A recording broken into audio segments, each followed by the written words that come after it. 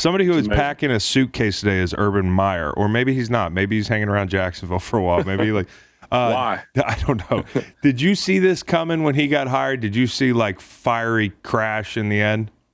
Yeah, I mean I'm not one of these that subscribes to this college guys can't win in the league. I don't believe that. Yeah. If you can coach, you can coach. But there's the biggest issue when they make that transition. I mean, Al Grove, your coach, my guy, yeah, he'll explain it to you more than anyone. He and I've had this conversation, which is you just can't approach the game the same way, and you think that you can, but you really can't approach the players the same way.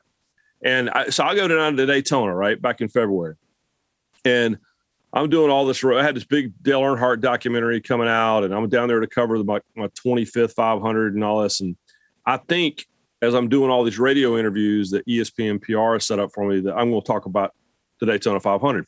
But just an hour north, Urban Meyer been on the job for 2 weeks, and he hired a strength coach that we all knew was a terrible person.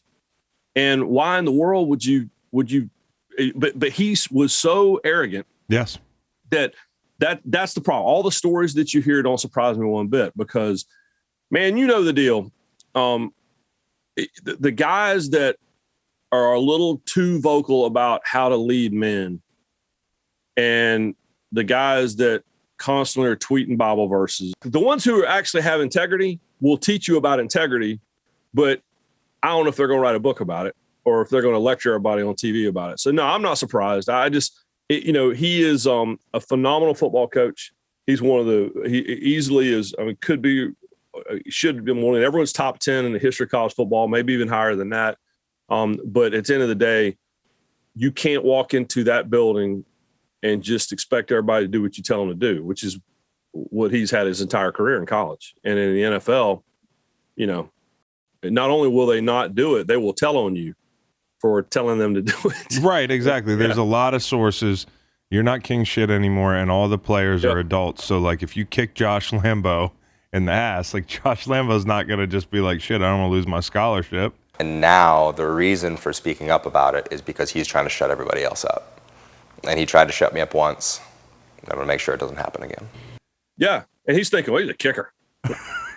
Well, he's a kicker who's making a lot of money. Yeah, he's a professional. He's going to work every day. He's a businessman. That's what he is. You can't kick the kicker. Yeah. So yeah, no, you were so right. It was right in the beginning, making that hire, and everybody being like, dude, what the hell? That's the first thing you learn about your head coach in Jacksonville, and you're a 30-year-old man.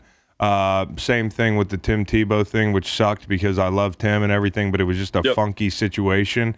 Yep. Do you think that Urban Meyer gets another job somewhere? You think somebody gets, I could pull this off. The egos on some of these administrators are we could do it and it's worth it.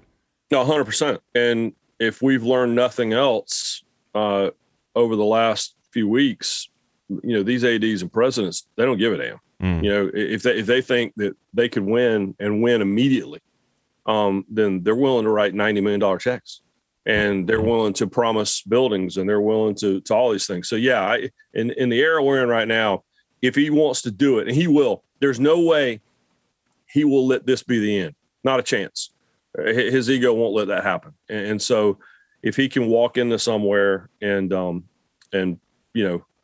it into a championship, integrity-driven, whatever, then, yeah, he'll jump the chance.